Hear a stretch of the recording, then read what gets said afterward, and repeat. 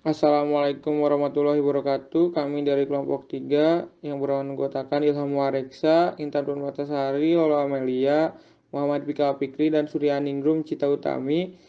Di sini kami akan menjelaskan HACCP dan penerapannya pada produk Nata de Coco. Tahap 1. Pembentukan tim HACCP. Pembentukan tim HACCP dalam produk Nata de Coco sebagai berikut. Yang pertama, Lola Amelia dengan keahlian Quality Assurance Manager. Fungsi dalam tim sebagai ketua tim HACCP yang bertugas menentukan dan mengontrol lingkup HACCP yang digunakan serta memperhatikan pemenuhan peraturan. Yang kedua, Suryaningrum dengan keahlian Staff Quality Control. Fungsi dalam tim memberikan masukan untuk pengendalian mutu atau sistem mutu. Yang ketiga, Intan Permatasari dengan keahlian Production Manager. Fungsi dalam tim memberikan masukan mengenai proses produksi dan bahan baku. Yang keempat, Ilham Muhareksa dengan keahlian Engineering Manager. Fungsi dalam tim memberikan masukan mengenai rekayasa mesin dan teknis. Yang kelima, Muhammad Fikri Al-Fikri dengan keahlian ahli mikrobiologi. Fungsi dalam tim memberikan masukan bahaya mikrobiologi dan penanganannya. Tahap 2. Deskripsi produk. Deskripsi produk Nata de Coco dapat dilihat dalam tabel sebagai berikut. Nama produk adalah Nata de Coco. Komposisinya terdiri dari air kelapa, gula pasir, asam cuka, dan starter Acetobacter-Psyllinum. Karakteristik produk Nata de Coco adalah berbentuk padat, berwarna putih, transparan, memiliki rasa manis, dan bertekstur kenyal. Metode pengolahan yang digunakan yaitu fermentasi, pengepasan primer dengan kap plastik, pengepasan sekunder dengan dus karton, kondisi penyimpanan 26 derajat Celcius sampai 28 derajat Celcius, umur simpan selama 2 bulan, metode distribusi yaitu dijual di pasar dan supermarket. Konsumen yang dituju adalah untuk umum, namun tidak untuk bayi dan anak di bawah 2 tahun. Tahap 3. Mengidentifikasi tujuan penggunaan. Produk Nata de Coco merupakan produk minuman ready to drink, di mana dapat digunakan sebagai campuran es buah, campuran sirup, dan minuman-minuman lainnya, atau dapat dikonsumsi secara langsung. Nata de Coco dapat dikonsumsi oleh semua kelompok konsumen, kecuali kelompok anak-anak di bawah 2 tahun dan kelompok lanjut usia. Hal ini karena dikhawatirkan jika mengkonsumsi Nata de Coco, orang yang termasuk dalam golongan tersebut akan tersedak. Tahap 4. Menyusun diagram alir. Diagram alir proses produksi Nata de Coco. Air kelapa, lalu disaring, lalu melalui perebusan dan peramuan, ditambahkan gula, asam cuka, ZA, NPK, asam sitrat. Lalu setelah perebusan dan peramuan diteruskan dengan pewadahan dan penutupan. Setelah itu didinginkan atau inokulasi atau pemberian bibit. Setelah itu dilanjutkan dengan fermentasi 8 hari dan setelah 8 hari dilakukan panen, pemotongan, netralisasi, dan pengolahan atau pemasakan. Setelah itu di packaging. Tahap 5. Verifikasi diagram alir di tempat. Verifikasi diagram alir dilakukan dengan meninjau operasi di lapangan oleh tim HACCP untuk menguji dan membuktikan ketepatan serta kesempurnaan diagram alir proses tersebut.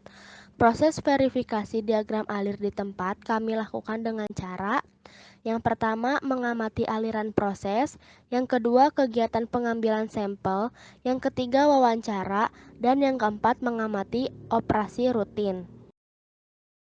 Hasil verifikasi yang sudah kami lakukan di tempat yaitu sesuai. Aliran proses yang terjadi di tempat sesuai dengan diagram alir yang tertera. Mulai dari proses sampai akhir proses tidak ada yang dikurangkan ataupun yang dilebihkan, baik itu bahan ataupun proses produksi.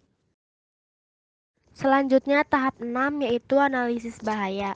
Kegiatan yang kami lakukan dalam menganalisis bahaya meliputi yang pertama, mengidentifikasi bahaya, yang kedua, menentukan kepentingan atau signifikasi bahaya, dan yang ketiga, mengidentifikasi tindakan pencegahan. Berikut merupakan tabel hasil analisis bahaya produksi nata de coco. Yang pertama, tahapan proses penerimaan bahan meliputi air kelapa, gula pasir, asam cuka, dan pupuk ZA. Identifikasi bahaya yang ada, biologis, kimia, dan fisik.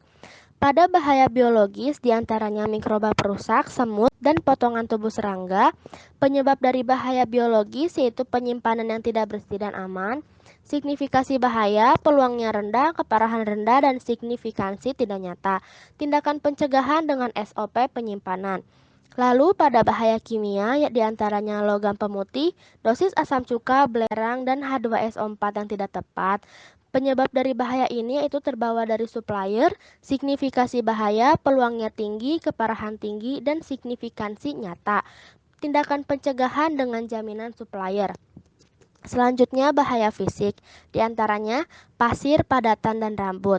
Penyebab dari bahaya fisik yaitu terbawa dari supplier, signifikasi bahaya, peluangnya sedang, keparahannya rendah, dan signifikansi tidak nyata. Tindakan pencegahan dengan pemeriksaan sebelum bahan digunakan atau dengan pengayakan. Lalu yang kedua, tahapan proses penyaringan. Identifikasi bahaya yang ada, biologis dan fisik. Pada bahaya biologis diantaranya mikroba dan semut, penyebab dari bahaya ini alat yang kotor, signifikasi bahaya, untuk peluangnya rendah, keparahan rendah, signifikansi tidak nyata, dan tindakan pencegahan dengan sanitasi alat penyaringan. Lalu pada bahaya fisik yaitu adanya kawat atau benda asing. Penyebab dari bahaya ini alat yang rusak, signifikansi bahaya peluangnya rendah, keparahannya tinggi, signifikansi nyata. Tindakan pencegahan yaitu dengan perawatan alat penyaringan. Lalu yang ketiga, tahapan proses perebusan. Identifikasi bahaya yang ada, biologis dan fisik. Untuk bahaya biologis yaitu bakteri patogen, penyebabnya air yang digunakan kotor, signifikasi bahaya sedang, untuk peluangnya sedang, keparahannya rendah, dan signifikansi tidak nyata. Tindakan pencegahan dengan pemilihan air yang baik. Dan pada bahaya fisik yaitu adanya benda asing, penyebab dari bahaya ini yaitu tempat perebusan yang tidak steril, signifikasi bahaya, peluangnya rendah, keparahannya medium atau sedang, signifikansi nyata. Tindakan pencegahan dengan perawatan tempat perebusan. Lalu yang keempat, tahapan proses pewadahan. Identifikasi bahaya yang ada, biologis dan fisik. Untuk biologis yaitu mikroba, penyebabnya wadah yang kotor, signifikansi bahaya untuk peluangnya tinggi, keparahannya rendah, dan signifikansi tidak nyata. Tindakan pencegahan dengan sanitasi wadah. Lalu pada bahaya fisik yaitu debu, penyebab dari bahaya ini wadah yang kotor juga, signifikansi bahaya, peluangnya sedang, keparahannya rendah, dan signifikansi tidak nyata. Tindakan pencegahan dengan sanitasi wadah. Lalu yang kelima, tahapan proses fermentasi. Identifikasi bahaya yang ada yaitu biologis, yaitu bakteri dan kapang. Penyebabnya kontaminasi wadah, signifikasi bahayanya pada peluang rendah, keparahannya sedang, signifikansi tidak nyata. Tindakan pencegahan dengan SSOP. Lalu yang keenam, tahapan proses pemotongan. Identifikasi bahaya yang ada yaitu biologis dan kimia. Pada biologis yaitu mikroba dan bakteri, penyebabnya alat yang kotor, signifikasi bahaya, peluangnya sedang, keparahannya rendah, dan signifikansi tidak nyata. Tindakan pencegahan dengan sanitasi. Lalu pada bahaya kimia yaitu oksidasi, penyebab dari bahaya ini alat yang rusak dan berkarat, signifikasi bahayanya, peluangnya rendah, keparahannya tinggi, signifikansi tidak nyata. Tindakan pencegahan dengan perawatan alat. Lalu yang terakhir yang ketujuh dengan packaging. Identifikasi bahaya yang ada yaitu biologis, mikroba. Penyebab bahaya ini adalah penutupan yang tidak rapat pada kemasan, signifikasi bahaya, peluangnya rendah, keparahannya sedang, signifikansi tidak nyata. Tindakan pencegahan yang dapat dilakukan yaitu SOP sealing. Di sini ada tahap 7 yaitu penetapan titik kendali kritis. Di sini ada berikut hasil penetapan CCP pada produk Nata de Coco. Tahapan prosesnya yang pertama ada fermentasi, analisis bahayanya kimia, pH yang digunakan harus sesuai standar. P1-nya iya, P2-nya iya, P3-nya tidak. CCP. Yang kedua perendaman, analisis bahayanya biologi, air yang digunakan dikhawatirkan masih terdapat bakteri patogen. P1-nya iya, P2-nya iya, CCP. Yang ketiga perebusan, analisis bahayanya biologi, air yang digunakan dikhawatirkan masih terdapat bakteri patogen, fisikanya masuknya benda asing dari alat yang digunakan. P1-nya iya, P2-nya iya, P3-nya kosong, CCP. Yang keempat pemotongan, analisis bahayanya kimia, adanya bagian yang berkarat pada alat pemotong, biologinya ditemukannya spora, jamur, dan kapang pada alat pemotong. P1 iya, P2 iya, P3-nya kosong, CCP. Yang terakhir ada pengemasan, analisis bahayanya biologi, kontaminan mikroba dari pekerja, fisik, adanya rambut dari pekerja. P1-nya iya, P2-nya iya, P3-nya kosong, CCP. Tahap 8 menentukan batas-batas kritis untuk masing-masing CCP. Di sini ada tahapan proses, ada batas kritis dan tindakan pencegahan. Yang pertama fermentasi, batas kritisnya kimia, pH yang digunakan harus sesuai standar. Tindakan pencegahan pengujian pH dapat dilakukan dengan potosimetri dan kolorimetri. Yang kedua ada perendaman, batas kritisnya biologi, air yang digunakan dikhawatirkan masih terdapat bakteri patogen. Tindakan pencegahannya tersedia sumber air bersih yang memenuhi kualitas fisik, kimia, dan mikrobiologi air. Yang ketiga ada perebusan, batas kritisnya ada biologi, air yang digunakan dikhawatirkan masih terdapat bakteri patogen, fisikanya masuknya benda asing dari alat yang digunakan. Tindakan pencegahannya proses perebusan harus dilakukan sampai mendidih dan dipertahankan selama 10 menit. Yang keempat ada pemotongan, batas kritisnya kimia, adanya bagian yang berkarat pada alat pemotong, biologinya ditemukan spora, jamur, dan kapang pada alat pemotong. Tindakan pencegahannya sterilisasi, alat dilakukan dengan metode pemanasan dengan suhu 110 derajat Celcius. Dan yang terakhir ada pengemasan, batas kritisnya biologi, kontaminan mikroba dari pekerja, fisiknya adanya rambut dari pekerja. Tindakan pencegahan tersedia SOP dan perlengkapan seperti masker, sarung tangan, dan helmet untuk pekerja. Selanjutnya ada menetapkan prosedur monitoring, yaitu tahapan pengamatan atau pengukuran batas kritis secara terencana untuk menghasilkan rekaman yang tepat dan ditunjukkan untuk meyakinkan bahwa batas kritis tersebut mampu mempertahankan keamanan produk. Berikut rangkaian prosedur pemantauan untuk tiap-tiap batas kritis. Yang pertama ada apa sih yang harus dimonitor? Yaitu batas kritis yang ditetapkan seperti suhu, waktu, dan bakteri yang mungkin akan tumbuh. Mengapa ini semua harus dimonitoring? Jadi apabila tidak dimonitoring dan melampaui batas kritis, maka akan menyebabkan tidak terkendalinya bahaya tertentu dan memungkinkan menyebabnya tidak amannya produk. Di mana titik memonitoring dilakukan? Jadi pada titik yang memungkinkan terdapatnya titik kritis. Selanjutnya, bagaimana sih metode monitoring ini dilakukan? Yaitu dengan pemantauan saat produksi dan pengujian di laboratorium.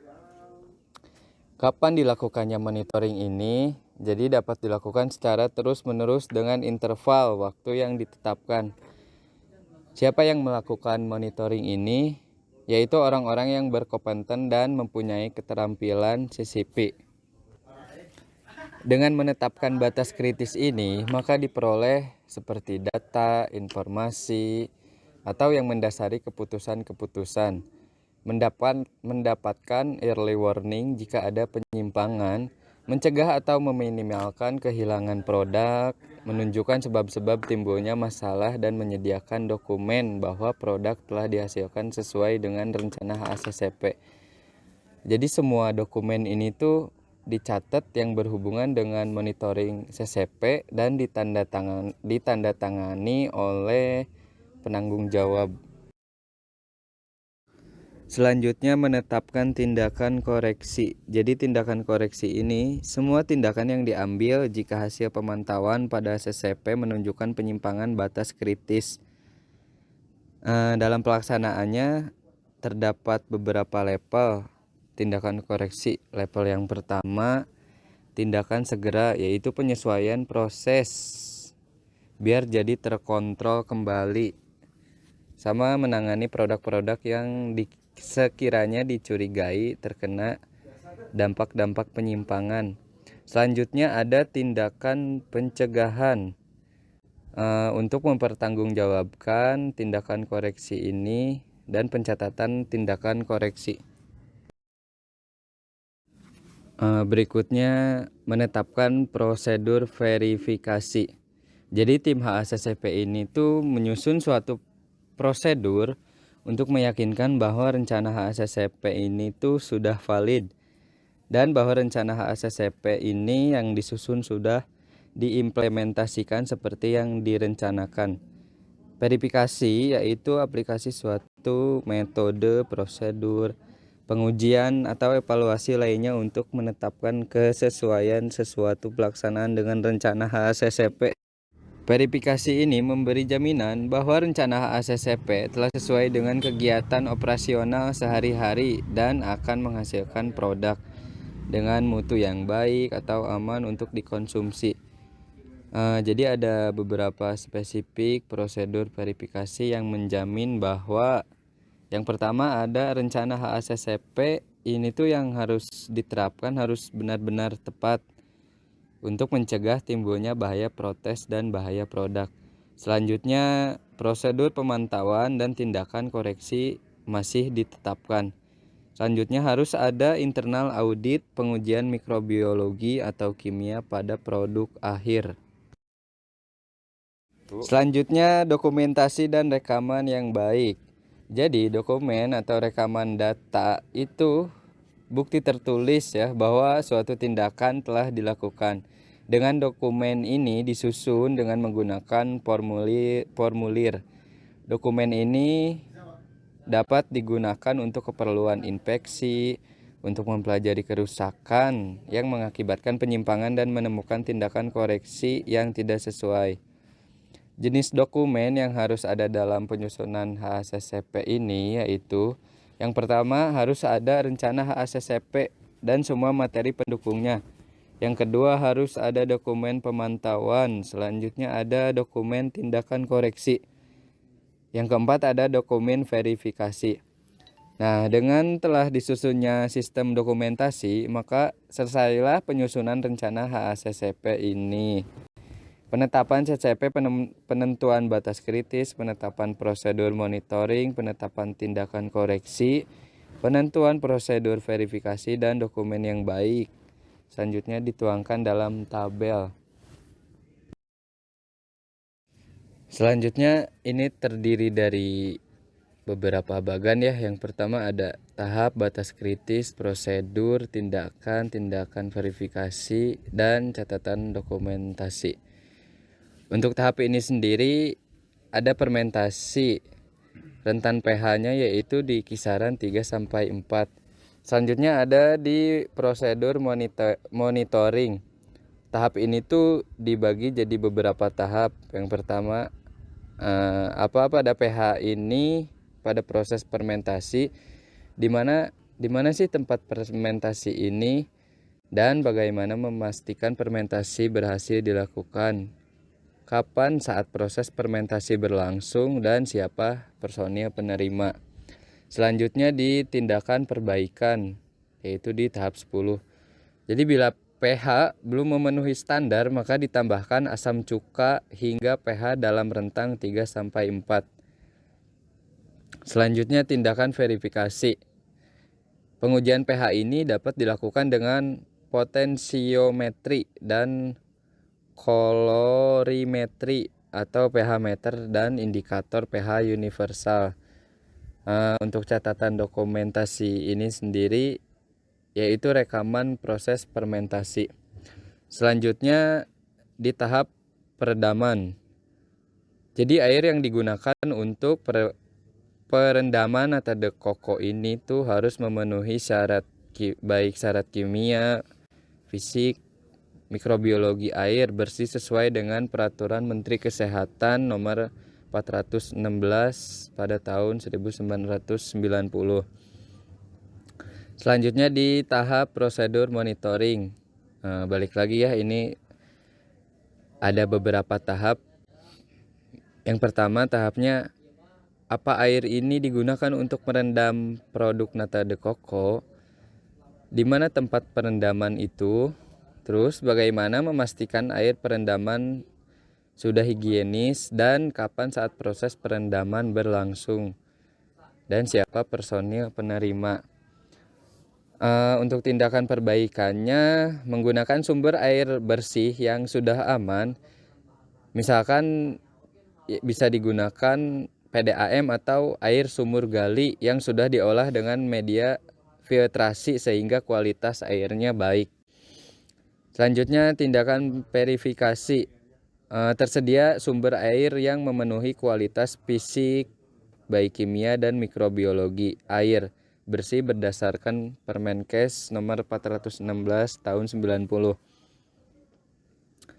Untuk catatan dokumentasinya ini rekaman proses perendaman. Selanjutnya ada di perebusan. Untuk perebusan ini batas kritisnya proses perebusan harus dilakukan hingga air mendidih. Ada beberapa tahap untuk prosedur monitoringnya, yaitu apa air yang digunakan saat proses perebusan dan apa wadah yang digunakan harus higienis. Next, di mana tempat perebusan itu. Bagaimana memastikan air dan alat yang digunakan sudah higienis. Kapan saat proses perebusan berlangsung dan siapa personil penerimanya. Selanjutnya di tindakan perbaikan harus menggunakan sumber air yang bersih dan aman, dan alat yang digunakan harus dipastikan kebersihannya. Tindakan verifikasi ini tuh proses perebusan harus dilakukan hingga air mendidih. Catatan dokumentasinya yaitu rekaman proses perebusan. Selanjutnya di tahap pemotongan. Untuk batas kritisnya sendiri, tidak ditemukan bagian yang berkarat pada alat pemotong. Lalu tidak ditemukannya spora jamur atau kapang di alat serta talenannya. Di beberapa tahap prosedur monitoring itu ada apa alat aja sih yang digunakan saat pemotongan dan di mana tempat pemotongan itu. Bagaimana memastikan proses pemotongan nata de coco tidak ditemukan bahaya pada alat yang digunakan. Kapan saat proses pemotongan berlangsung dan siapa personil penerimanya. Di tindakan perbaikan lalu pencucian secara berulang, lakukan proses sterilisasi pada alat pemotong sebelum digunakan untuk meminimalisir cemara mikroba. Lalu tindakan verifikasi ini, sterilisasi alat dilakukan dengan metode pemanasan dengan suhu 110 derajat Celcius. Lalu di catatan dokumentasi itu ada rekaman proses pemotongan. Selanjutnya di tahap pengemasan. Untuk batas kritis ini sendiri, pekerja memakai perlengkapan seperti sarung dan masker. Dikemas secara sempurna dan tidak ada cacat dalam kemasan. beberapa tahap di prosedur monitoring, yaitu apa pekerja harus higienis, terus apa kemasan tidak boleh ada yang catat, di mana tempat pengemasan itu, bagaimana memastikan pekerja higienis, dan bagaimana yang digunakan sudah memenuhi kriteria yang digunakan sesuai prosedur. Jadi kapan saat proses pengemasan berlangsung dan siapa personil penerima. Di tahap tindakan perbaikan ini, himbauan dan pengawasan kepada operator atau penjama selama proses produksi nata de coco dicek kembali agar pengemasannya sempurna. Di tindakan verifikasi itu ada tersedia SOP dan perlengkapan seperti masker, sarung tangan, dan helmet untuk pekerja. Kemasan memiliki kriteria yang baik. Selanjutnya di catatan dokumentasi rekaman proses pemotongan.